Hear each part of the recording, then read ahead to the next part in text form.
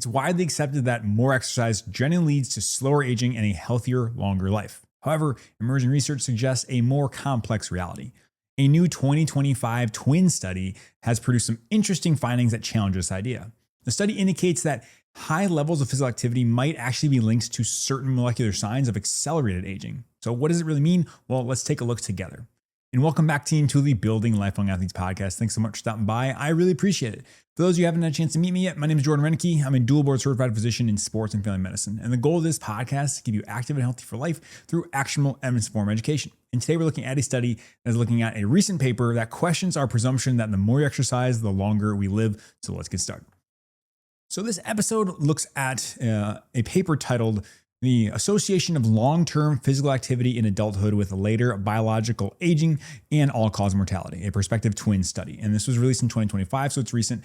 And the main goal here, the primary objectives were to explore if biological aging measured by these things called epigenetic clocks mediates the link between long-term leisure time physical activity and all-cause mortality. So stepping back, what does that mean? They're trying to say that, hey, looking at this, is the improvement in your fitness and is that leading to slowing down of your aging, or is something else going on? Because a lot of times what their kind of thesis is that, hey, when people exercise, it does lead to longer lives potentially, but they don't think it's necessarily exercise. They're saying, hey, is it due to the slowing of these clocks? And this epigenetic clocks, epigenetics just means above the genome, right? So epi is above, genetics, genome. So what that's happening is you can make changes to your DNA without actually changing the DNA. So you add certain things called like methyl groups you attach to them, but epigenetics are very, very, talked about a lot. They are well known. We don't quite understand them, but we know that they have certain things and can play a role in how you express and read your DNA. And we also tend to use things called these clocks, right? So there's certain signatures that say, hey, this is a hallmark of aging. These different methyl groups at different spots and on different molecules leads to saying, hey, you are looking like you're advancing ager. This is what all the biohackers are talking about. It's like, hey, I reversed aging by this much by doing it. So it's very much a proxy marker. So the idea is between chronological age and biologic age. So they're saying there might be a difference, but they wanted to take a look at it and kind of see. And they also in this, they aim to determine how these methods for accounting, like can we rule out reverse causality or other genetic factors in terms of are they improving long-term health? And so the goal here of this podcast is to unlock the study's findings, its implications, and what that might mean for your personal health routines or exercising and anything like that. So why this matters? Well, it's kind of interesting, right? The common understanding, largely from most of the observational studies we've seen in the past, they link physical activity to reduced mortality and improved health, right? I don't think it's any surprise if you were to hear me say, the more you exercise, you tend to be healthier and live longer. That's like the general consensus and what the idea is. But this paper, they're trying to say, is the causal nature, meaning that exercise increases it, is that actually true? That's like what they're kind of looking at, which is interesting. They're trying to say, is this connection, it's being questioned due to inherent methodological limitations, meaning, hey, previous studies have not accounted for other things, other confounders. So we're going to try to isolate those out to see if exercise really does link into it. They also say that there's not really any randomized controlled trials that have definitively confirmed that leisure time, physical activity, or exercise prevents premature mortality. So they talk about leisure time physical activity. I'm just going to say exercise because that's easier. But essentially what leisure time physical activity means is that you are not just working in physical exercise, right? So you are making a conscious choice to be more active, whether that's walking or exercising, what have you, that you are doing something above and beyond what you do for your daily time. So it's during your leisure time. And yeah, that's kind of what they're saying here. They thought that maybe, there's been an absence of actually exercise trials designed specifically to look at mortality as the primary outcome or a true causal link between these two things. So that's what they're looking for. And yeah, it's interesting because past researchers have had challenges separating lifestyle choices from genetic predispositions or pre-existing health conditions, and that might actually influence activity levels, meaning reverse causality. So when I talk about reverse causality, what we're saying is that it may be that people don't exercise because they have medical conditions, not vice versa. I mean, like, oh, you get these medical conditions, so you don't exercise. So we're saying, is there any reverse causality going on there? Once again, I know it's a little heady. So step back. The big thing is looking at is, hey, is there a direct association between physical activity and decreased biological aging and mortality? That's really what they're looking at there. I just wanted to break that down. So going into it here, this study utilized an older Finnish twin cohort. So these twins out of Finland, it's a prospective twin study, and it was designed to compare either monozygotic, which identical twins, or dizygotic or fraternal twins. They looked at it. And the design is particularly powerful for disentangling these associations, right, from other markers, right? So if you share genetics, we can think, hey, hopefully we can pull that and remove that, saying it's not necessarily your genes, and also common familial environmental influences, right? So if you have twins who were born with the same genes and raised in the same environment, you're removing some of the potential confounders. That's kind of the idea behind the twin studies. And it did have a pretty large sample size of over 22,000 people aged 18 to 50 at baseline. And that was the main cohort. And then the study followed extensive follow-up for 30 years up to 1990 and 2020, and from 1990 to 2020. And then a major strength is a focus on long-term physical activity patterns assessed at 3 distinct time points. So they asked essentially at 1975, 1981, 1990, how much physical activity were they doing? So it wasn't just a one-time, hey, what's your physical activity? And then 20 years later, it's very different because they're 20 years older. So they kind of tried to control for that. And what did they find in kind of looking at? Well, they looked at these biologic versus chronological aging, right? A central interest in geroscience. So you talk about the longevity world, you talk about these biological clocks and whatnot, and that's up for debate whether they're actually impactful or they matter. So that's a whole other podcast discussion. But it did look at multiple epigenetic clocks, looking at a smaller subset. So of the big 20-some thousand, they went down to about 1,100 people. They looked at these biologic clocks, and they looked at some specific ones, DNAM, Grim age, and Dunedin pace. Not that we need to know what they are, but they are two markers that kind of predict the pace of aging, or they look at general markers of aging. And that's what we were going to go with there. And so the idea was that these molecular markers offer a potential to quantify aging at a molecular level, possibly yielding more precise indicators of health span and lifespan than chronological age. So they're saying, hey, a person is this age chronologically means they've lived this many years, but does their epigenetic or biologic age differ? That's what they're using these markers for. Once again, these are suspect in general. How much do they actually matter? Do they actually show that you're slowing down? That's a whole thing up for discussion, but we'll keep moving on. So what did they find? They did use a different statistical analysis, right? That's the big thing here. This was still an observational study from a big cohort. So they didn't randomize, they didn't necessarily have a randomized controlled trial. So they had to use a lot of statistical analyses here. And what they kind of do is they divide them up into 4 distinct exercise groups. So essentially sedentary, moderately active, active, and highly active. And then they got this once again based off of those questionnaires for 3 years. And how they do this, well, they base it off of metabolic equivalents or METs hours per day. So kind of METs we've talked about before, they're kind of this weird arbitrary thing where 1 MET is you just existing, sitting there existing. And then based off of how much you exert, you kind of get MET hours. And it's arbitrary and nobody really gets it, but that's how it's really really well known in the literature that that's how you can assess physical activity. So that's how they did that there. So just worth mentioning. And what did they find? There was a particularly interesting finding, right? They kind of had an unexpected U-shaped association was observed between long leisure time physical activity and biological aging. So what they're saying is they found a U curve, meaning that's kind of weird. It means if you didn't exercise or exercise too much, they both led to accelerated aging, which is kind of interesting. However, they did do lots of adjustments, and after extensive adjustments, both the sedentary class and once again, the high activity class exhibited accelerated biological aging compared to the moderately active and active classes. And this is looking at those epigenetic clocks, right? And they did make a bunch of different adjustments, right? So after adjusting for other lifestyle related factors like sex, age, timing of the blood draw, education levels, smoking, alcohol use, BMI, all these things. And these associations seem to kind of hang around somewhat. They were more attenuated, so they weren't as big. But we did see that there was kind of this pattern that if you didn't exercise at all or exercise too much, we kind of saw that. And even at the end, for the people who had high activity, they found that on one of the biological markers, on average, they were older biologically, according to that, by 1.2 up to 1.6 years, which is kind of interesting. So they're saying that, hey, you actually look 1.6 years older than where we'd expect to be based on just a regular active person. So kind of interesting. Definitely not what anyone would expect based on what we previously thought of. That's kind of the interesting part about this study. And the study also explored potential explanations for why this happened, right? When you see this result, you're not gonna be like, oh, that makes sense. You're gonna be like, no, I don't get that. That doesn't make sense at all. And so the authors did note that this U-shaped association, it kind of is more pronounced for certain ones. So cystatin C and also this beta-2 microglobulin, which are essentially markers for kidney function and cardiovascular risk. So they're saying, is it something related to those specific things? They're not quite sure. But furthermore, the highly active class had higher smoking years as well, what they found. When they looked back on it, they said, hey, they seem to smoke more. So overall, like this, the data really doesn't make a whole lot of sense here. So it may indicate maybe they're underreporting of smoking in this group or a shared pathway influencing this marker, meaning it looks like, quote unquote, they're smoking more, but actually, are they smoking more? Is there something else going on exercise that kind of triggers this? We're not entirely sure. But either way, the findings here require really cautious considerations and further investigation to rule out anything else what's going on. It's just interesting. It doesn't necessarily make sense. And it does raise questions, though, based on their data, whether certain types or intensities of extreme activities could be leading to an issue in terms of helping you age faster than you're hoping for. So that's the general idea behind that, which is kind of interesting.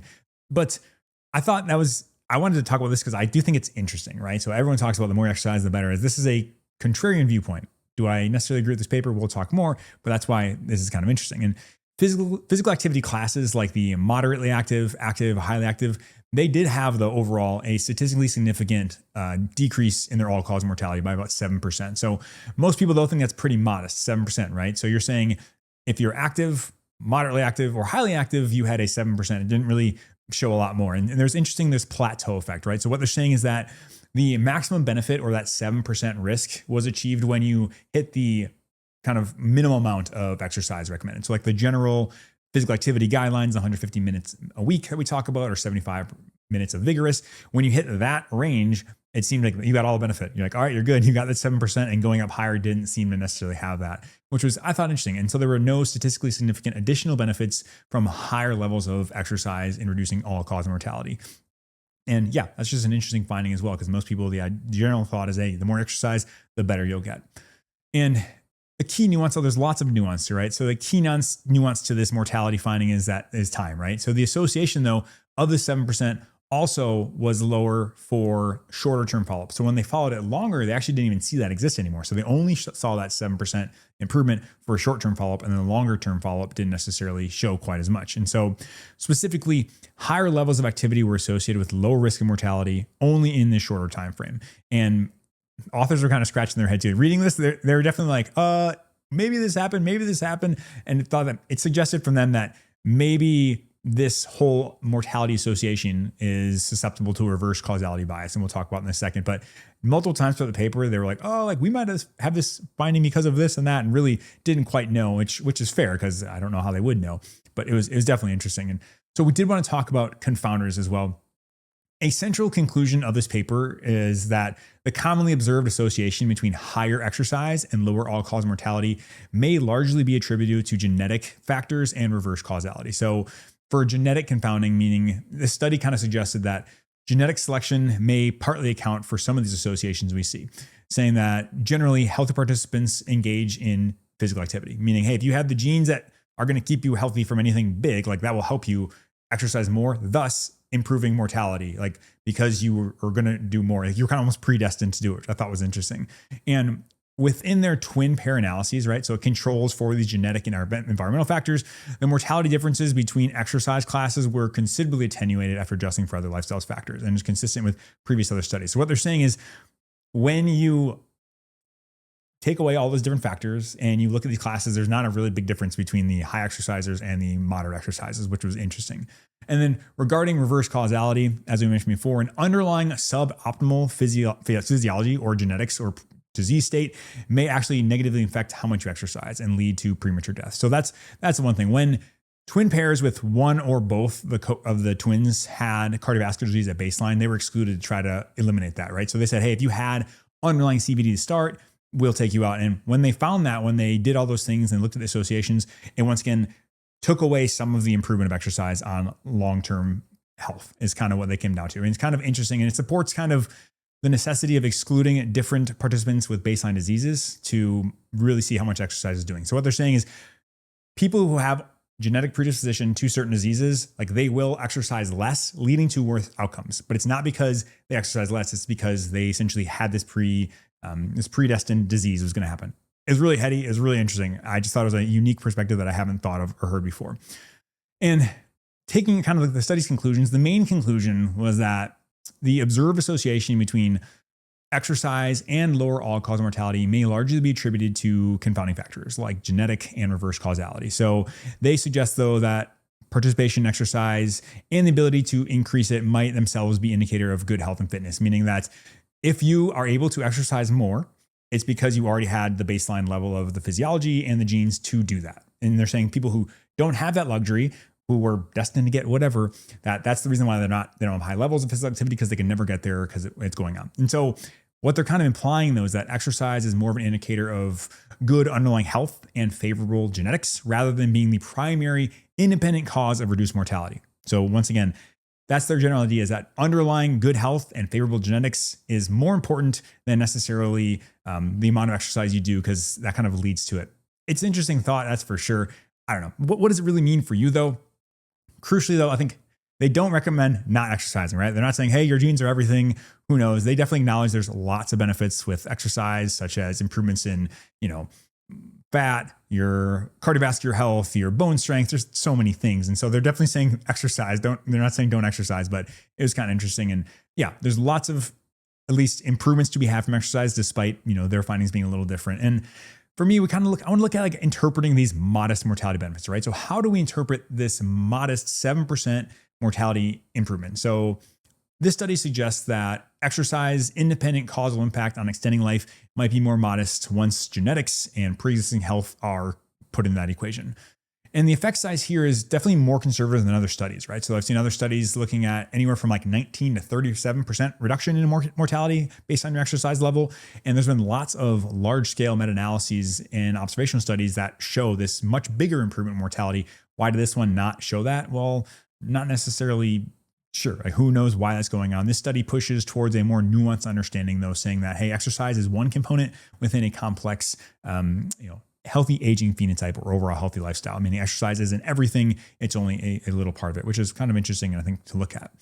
And another interesting topic, though, is a sweet spot, right? So regarding this sweet spot in exercise and diminishing returns, they said meeting the general physical activity guidelines appears to capture most of the benefits that you'll get from exercising. And it's kind of interesting, right? So when you think about that, I think that's pretty standard, though, is that like we put those recommendations for a reason, because you get the most benefit. And we know that it does fall off a little bit after that, where as you increase, usually you get a little bit better, but it's not exponential. You just kind of like this big improvement until you hit the guidelines. And once you hit the guidelines, it's like, okay, you'll get some incrementally small improvements and kind of go for there. So I thought that was definitely interesting. But for all cause mortality reduction, engaging in much higher volumes didn't seem to show in this study a statistically significant reduction in mortality, which was kind of interesting. And yeah, I think, we'll go through what I'm really thinking about there. So the bigger context of this, though, it's really important to contextualize, right? So these U-shaped findings for biological aging has some resonance with other studies. There's been other ones that say, hey, there might not be this direct association like we thought previously, but it's not completely out of left field. But yeah, it does contradict other evidence that we've seen. And it's kind of interesting from that perspective that, hey, like, where's this going? I think the big things we have to consider, there are also limitations, right? So there's always limitations. This is definitely looking at self-reported outcomes. So anytime you have self-reported activity, who knows what to make of that necessarily? Self-reports are usually susceptible to recall bias and social desirability bias, meaning, hey, I should be exercising more, so I'm going to say that I exercise more. So that's something to think about there. It also focused on a loose definition of what leisure time physical activity is. And yeah, they're also specific to these Finnish twins, right? So generalizability to other ethnicities and populations is also going to be challenging. And then we have to remember that biological aging was only performed on a smaller amount of people here, and using these epigenetic clocks, which who knows the actual outcome of, does it actually matter from these aging molecules? And so it's just something to think about there. But yeah, it's something that there's lots of limitations. Nothing's ever going to be perfect, right? And so to summarize, though, the exercise paradox here, it seemed like exercise is undeniably good for overall health. That's great. But in this study, its direct independent causal role in dramatically extending lifespan, especially when looking at very high volumes, appears more complex and more confounded by genetics and pre-existing health than often portrayed, right? So a lot of times the big thing you hear is exercise more, the longer you live. That's kind of the goal. Not necessarily if that's true. How do I interpret this? Like, what's my take on this? Well, my take on this is that, like, it doesn't change anything, right? So if you have a base of knowledge, right, that we have, exercise, the more you do, generally, the better it is. And you have a piece of data that says, actually, hold on, wait a second, that's not true. I kind of push pause on that, right? I say, okay, that's an interesting thing, right? We've kind of seen a couple of them indicate maybe that's the case, but I'm not ready to just say, oh, it doesn't matter, exercise doesn't matter. That being said, though, when we look back on this body data, like the general body data and this new one, what are some commonalities? Well, the commonalities are getting to the physical activity guidelines, like very, very important. And that's kind of another takeaway from this is like, if we can get the biggest bang for our buck is getting to that recommended physical activity per week. That's a big thing. I think what the finding we see here that agrees with all the data is that when you get up to the physical activity guidelines, like you are getting the most benefit. And then how much you get after that is probably up for debate, right? Some studies show more, 17 to 30%, whatever. And here is only 7. So that's what I'm seeing is like that little tippy top. That's what we're kind of looking for here. I think generally based off what I've seen, probably the more exercise you do, the better. This doesn't change that, I don't think. But I do appreciate the fact that they say this makes things more complex because I love nuance. That's where I live. I love that saying that, hey, sometimes it just be like that. I mean, that sometimes your genes are not meant for you to be the healthiest person. You may not have the genes to live to 130. That just might be the real case. Unless you're doing CRISPR and can completely change your genes, maybe that's not for you. And I think that's a harsh reality for some people online. I think everyone online thinks that the harder you work, you're going to have guaranteed results. If I've seen one thing as a physician, it's that sometimes things happen to people that don't deserve it or have no explanation for it. And that just happens. And, we do not understand genes yet. We don't understand the entire impact of them, what's going on, lifestyle factors, other influences. I think I just laugh when I see people try to control their health to the utmost extent. Like, yeah, should you take accountability for your health and work hard and eat right and sleep? Absolutely. We know that's good for you. I will always say that. But trying to obsess over it, saying like, I can control every aspect, I think this is just another indicator that it might not be that easy. Like you may not be as in control of your life as you think. And for some people, that's a terrifying thought. For me, it's kind of freeing. Like, hey, I'm going to do my best and we're just going to go from there. That's kind of how I generally see this and kind of think about it. And so, maybe that's, I don't know, maybe that's a little Debbie Downer, but I like that. I think it's freeing that do your best, work hard, don't obsess because we're not quite there. We can't quite control every single thing. And that's kind of how I think about it. And so, that's overall my take on this. Hopefully you found this interesting. And this was a little heady one, but I saw this. People were talking about this on LinkedIn. They're saying, oh my gosh, like this study doesn't make sense and whatever. And they're bashing it. And like most things, there's kind of a kernel of truth to both things. And so I wanted to look at it. And so, that's really it. But that's going to be it for today. Thank you so much for stopping by. If you did find this helpful, it would mean the world to me if you share this with a friend or you liked it on YouTube or subscribed on YouTube. That'd be wonderful. If you're on the podcast, just listening, leaving a 5-star review would be wonderful as well. But thanks again for stopping by. Really appreciate it. Now get off your phone, get outside, have a great rest of your day. We'll see you next time.